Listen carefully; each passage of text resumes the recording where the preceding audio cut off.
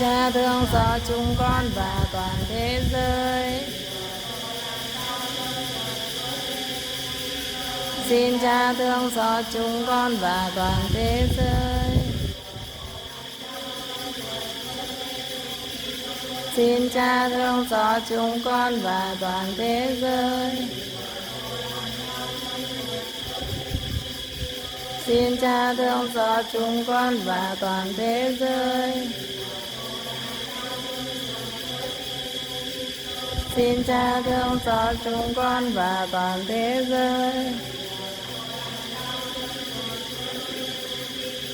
Xin Cha thương xót chúng con và thế giới. Xin Cha thương xót chúng con và toàn thế giới. Xin Cha thương xót chúng con và thế giới. Xin Cha thương xót chúng con và thế giới.